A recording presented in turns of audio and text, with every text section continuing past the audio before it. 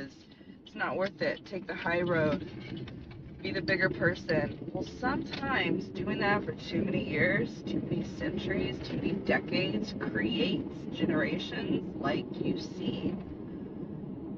You could be on any side and think, oh, I know, a certain generation will come to mind, whether you're a Republican or Democrat, conservative, liberal. You get my point. There's generations that have been created because of the things that you hold dear not being upheld. Because of people that took the high road. She kept their mouth shut, didn't say anything, let it slide, and here we are. And my point, I've learned later in my life, unfortunately, that people will be people if they have the opportunity to be people. That's being said, the majority of people are not that great. The majority of people are naturally selfish. We are. I speak for myself in certain periods of my life. We've all been there. We evolve, some of us. We grow, some of us. But the majority truly still have those toddler mentalities of a young and mature human. You will, if you have evolved, if you've matured, if you have been inspired, if you have had your spiritual awakening, as I like to call it for myself, you will eventually realize you cannot let people walk on you. And the more you stand your ground, the more you look like the bad guy, the more they'll paint you as the meanie, the one who's heartless, because you're standing your ground. You're defending yourself, right? You're not taking the high road. You're not bending over. You're not letting it slide. So because you're not doing any of those things, you will be painted, one point or another, by somebody, the weak human, as a heartless, bad person in whatever context they want to make. And usually that's from a narcissistic person who does that, not from an evolved human being who has a conscience. Unfortunately, those are a dying breed until society can kind of create them from the graves. I am dealing with a sinus infection. I was home all day yesterday, tried to rest all weekend. I work for the government. I have a lot of shit I have to do. It's the voting season, right? Voting season. What do you think my job consists of? You work for the government. Every aspect of the government is going to be hit busy during voting season, especially in this kind of election. So I can't afford to not work. This is my job. This is my career. I don't get a pension. I'm not retired. Bereavement isn't paid here in Oregon. If you take any kind of bereavement, it is without pay. You can use your vacation. I have children that are still growing. I have a family. I have things that I still need to continue to live on, even though I know someone is dying and leaving this earth. There's no turning back from that point. This person is on their way out. It's guaranteed. They can't turn this around. Nothing can be done. But I have children, I have young ones, I have life that are still going and evolving that I need to be there for, present for. I have visited my biological father twice. I try to do it on the weekends. I missed this last weekend because I have a fucking sinus infection and he's already on his deathbed, so I'm sure you could do the math and put two and two together. Some people can't, but I'm sure the people watching that I'm sharing this with, you're smart enough to do the math. Here we are. This person is going way too fucking slow. Okay. California driver, you can't take it out of me, but I have to go to work. But today I received a text from my older brother who's been by his side. You know, I can just imagine how torturous and depressing and lonely it's been. It's a hard position to be in. Fortunately, he's retired, or rather, he's doesn't have to work. He gets his pension because of the horrible experience he had in the military. So again, tragic and not great. I wouldn't wish it on anyone. But the pro is he doesn't have to have a job he's committed to. That's a huge pro. I have a husband who's retired, medically retired, pension, disability, since the beginning. And so I get it. I know exactly how it feels. I sympathize from personal experience. But even my husband knows he has it better than me, okay? And if my husband can admit that, I'm sure any fucking other person that has a pension that doesn't have to work can admit it too. That's a luxury to have that, especially in America, especially in this country. A lot of countries don't have that. So that is a pro during this time.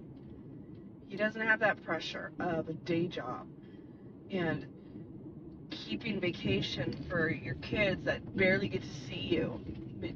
Not using them up for a guy who abandoned you when you were a child. It's a really fucking hard position for me to be in. One side, I'm like, I feel sorry for this guy. The other side, he chose this.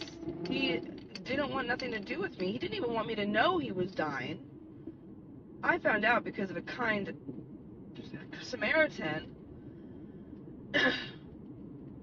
So, in all sense of the word, in all freaking purposes, in reality, I don't have to be there. I shouldn't feel obligated to be there. I get it.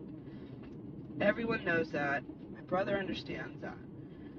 But the pressure and the desire and that human nature of a conscience whispers in my fucking head, you should be there, right? This man is dying, lonely. He has so many regrets. If he could turn back time now, I'm sure he would make better choices.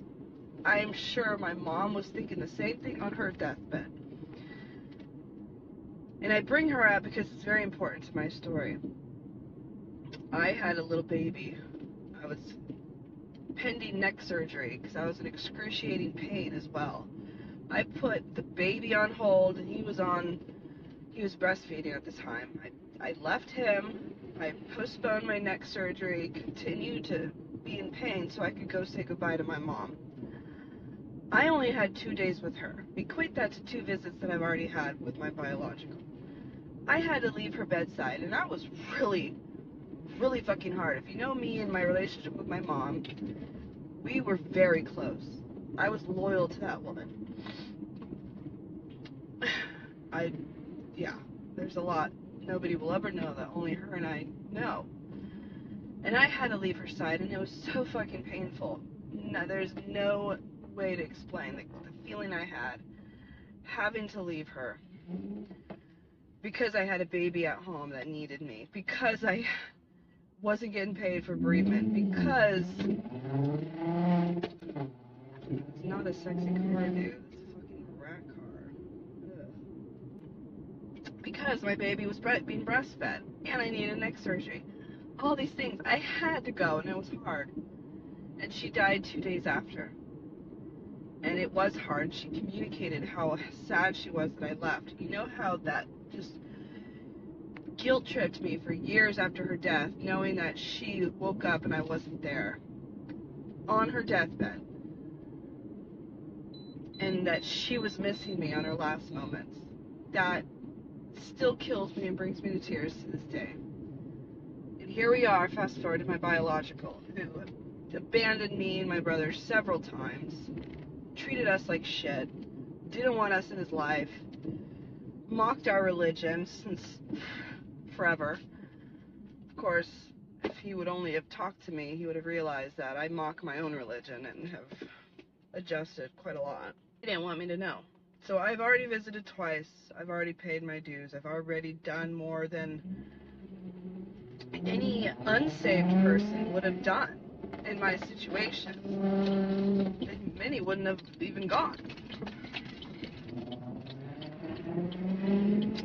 But today, fast forward, I'm forcing my ass to go to work, break the law, because it's a fucking voting season, and I know my coworkers, they need to hear me to believe me, right? It's just that way. I know you other working moms, you get it.